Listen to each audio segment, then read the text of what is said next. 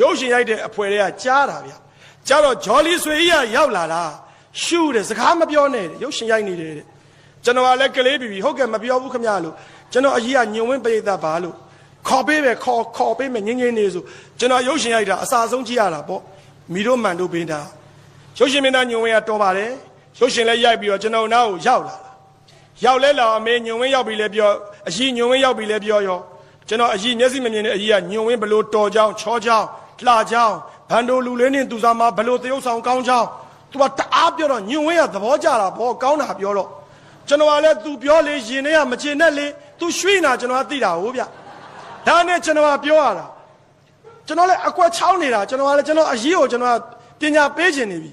အဲ့ဒီခါမှာ तू ကစကားတခွန်းပါပြောလဲဆိုတော့ငါမြည်လေးကလိုက်ပို့လို့ငါမင်းလာတွေးလို့ရတာတဲ့ဆိုတော့ကျွန်တော်ကလည်းအကွက်လဲဝင်ရောတန်းပြောတာကျွန်တော်အကြီးကဒုတိယကမ္ဘာစစ်တာမျက်စိနှလုံးလုံးကွဲနေတာမမြင်ရဘူးဗျလို့ဆိုတော့အဲ့ဒီမှာဂျော်လီဆွေးရအံ့ဩသွားတာဟာမျက်လုံးမမြင်တဲ့မိန်းမမင်းကိုကောင်းတယ်ချောတယ်ပြောတာအံ့ဩစရာပဲဟာနဲ့ရီတာ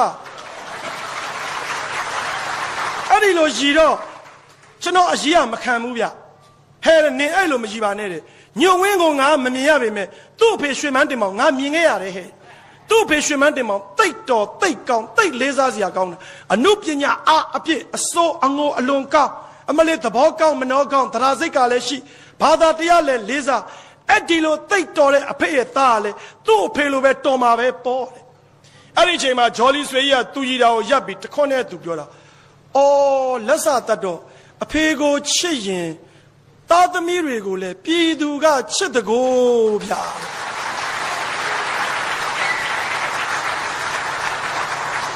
ကျွန်တော်ရင်ထဲမှာဒင်းကနေဝင်သွားတယ်အဖေကိုချစ်ရင်သားသမီးတွေချစ်တယ်ဆိုတော့ဟာကျွန်တော်တို့အဖေတွေစဉ်းစားဖို့ကောင်းနေတော့ကျွန်တော်တို့ကအချိန်တိုင်းသေမှာကျွန်တော်တို့သားသမီးတွေကိုလူပုံလဲမှာထားခဲ့ရမှာ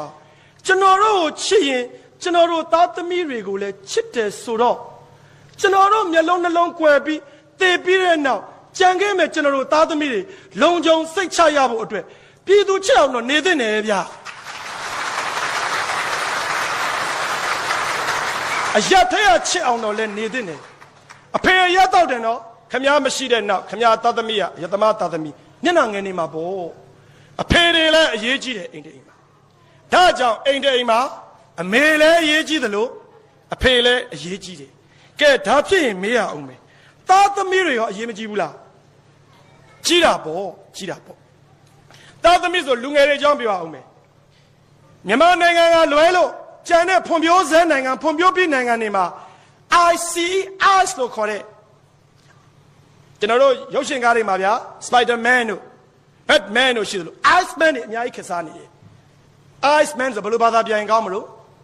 ရေခဲလူသားလို့ဘာသာပြန်ရင်တော့အဓိပ္ပာယ်မရှိဘူးဗျလူငယ်တွေက Iceman ဖြစ်ဖို့လိုတယ်စင်ကာပူနိုင်ငံမှာရောက်တဲ့ကျွန်တော်မြန်မာလူငယ်တွေ Iceman ဖြစ်သွားပြီကျွန်တော်တို့ Iceman မဖြစ်ဘူး ICE ကိုအဓိပ္ပာယ်ဖွင့်ကြည့် I ဆိုတာ internet